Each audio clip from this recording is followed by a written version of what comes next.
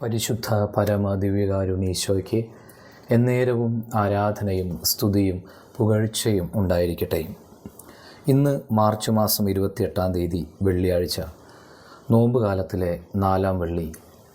ഈശോയുടെ തിരുമുറിവുകളെ ധ്യാനിക്കാൻ, പീഡാസഹനങ്ങളെ ധ്യാനിക്കാൻ കർത്താവ് നൽകുന്ന ഒരു ദിവസം.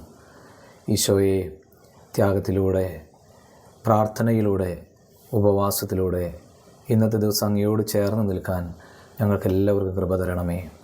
ഇന്നത്തെ ഞങ്ങളെല്ലാ പ്രവർത്തന മേഖലകളിലും ഈശോയുടെ സാന്നിധ്യം ഞങ്ങളോടൊപ്പം നൽകണമേ. ഇന്നത്തെ പ്രത്യേക നിയോഗം നമുക്ക് കാഴ്ചവയ്ക്കാം. യോഹന്നാൻ്റെ സുവിശേഷം 7-ാം അധ്യായം 30-ാം വചനം എന്ന് ധ്യാനിക്കാം. അവനെ ബന്ധിക്കാൻ അവർ ശ്രമിച്ചു, എന്നാൽ ആർക്കും അവനെ പിടിക്കാൻ കഴിഞ്ഞില്ല. അവൻ്റെ സമയം ഇനിയും വന്നിരുന്നില്ല.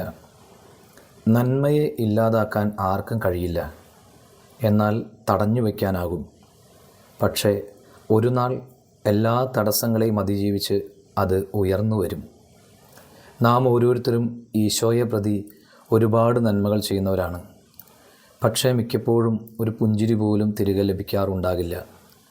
ഇനി ഒരു ഉപകാരവും ആർക്കും ചെയ്യില്ല എന്ന് ചിലർ പറയുന്നത് കേൾക്കാറുണ്ട്. ഓർക്കുക, നന്മ ഒരിക്കലും മരിക്കില്ല.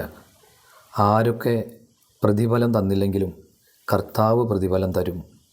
കർത്താവെ, പ്രതിഫലം ആഗ്രഹിക്കാതെ നന്മ ചെയ്യാനും നന്മ ചെയ്യുന്നവരുടെ മുൻപിൽ പ്രതിബന്ധമാകാതിരിക്കാനും ഞങ്ങളെ സഹായിക്കണമേ എന്ന് നമുക്കിന്ന് ദിവ്യകാരുണ്യ ഈശോയോട് പ്രാർത്ഥിക്കാം.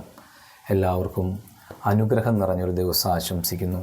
നമ്മുടെ കർത്താവ് ഈശോ മിശിഹായുടെ കൃപയും പിതാവായ ദൈവത്തിൻ്റെ സ്നേഹവും പരിശുദ്ധാത്മാവിൻ്റെ സഹവാസവും നാം എല്ലാവരോടും കൂടെ ഉണ്ടായിരിക്കട്ടെ, ഇപ്പോഴും എപ്പോഴും എന്നേക്കും. ആമേൻ.